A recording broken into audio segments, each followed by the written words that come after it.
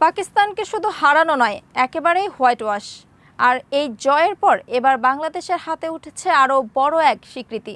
যে দেশের মাটিতে জন্ম নিয়েছে বিশ্বের সেরা সব ফাস্ট বোলার, সেই পাকিস্তানের কিংবদন্তি ওয়াসিম আকরাম বলছেন বাংলাদেশ এখন বিশ্বের সেরা দলগুলোর মুখোমুখি হওয়ার জন্য পুরোপুরি প্রস্তুত।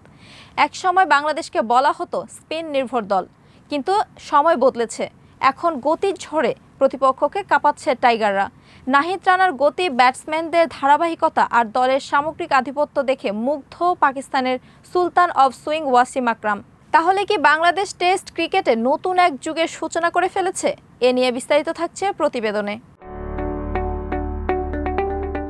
সিলেটে ইতিহাস গড়ে পাকিস্তানকে ২-০ ব্যবধানে ধবলধোলাই করেছে বাংলাদেশ। আর এই দাপুটে জয় শুধু বাংলাদেশ ক্রিকেট প্রেমীদের আনন্দই বাড়ায়নি, প্রশংসা কুড়িয়েছে প্রতিপক্ষের কিংবদন্তিদের কাছ থেকেও। সামাজিক যোগাযোগ মাধ্যমে বাংলাদেশের বর্তমান দলকে নিয়ে উচ্ছ্বাস প্রকাশ করেছে পাকিস্তানের কিংবদন্তি পেসার ওয়াসিম আকরাম। সিরিজ জুড়ে ব্যাটিং, বোলিং ও পরিকল্পনায় বাংলাদেশ ছিল অনেকটাই এগিয়ে।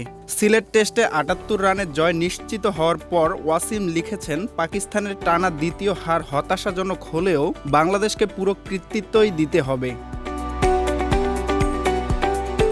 কারণ তারা খেলেছে কমপ্লিট ক্রিকেট। ওয়াসিম আকরামের মতে এ সময় বাংলাদেশে উইকেট ছিল ধীরগতি ও স্পিন সহায়ক। তবে এখন দৃশ্যপট বদলে যাচ্ছে। শুধু নতুন প্রজন্মের পেসারদের জন্যই তৈরি হচ্ছে প্রতিদ্বন্দ্বিতাপূর্ণ উইকেট। আর সেই সুবিধা কাজে লাগিয়ে বাংলাদেশ পেস আক্রমণ পাকিস্তানের মতো দলকেও চাপে ফেলেছে। বিশেষ করে তরুণ পেসার নাহিদ রানার প্রশংসা করেছেন তিনি। তার ভাষায় নাহিদ রানা অসাধারণ এক প্রতিভাবান খেলোয়াড়। তার বোলিং চোখ জুড়ানো। তবে সামনে আরও বড় চ্যালেঞ্জ অপেক্ষা করছে বাংলাদেশের জন্য। যদি এই দল নিজেদের ধারাবাহিকতা ধরে রাখতে পারে, বিদেশের মাটিতেও একই আগ্রাসী ক্রিকেট খেলতে পারে এবং তরুণ পেসারদের পাশাপাশি ব্যাটিং ইউনিটে নিয়মিত পারফর্ম করতে পারে, তাহলে টেস্ট ক্রিকেটে বড় শক্তি হয়ে ওঠার পথ আরও সহজ হবে।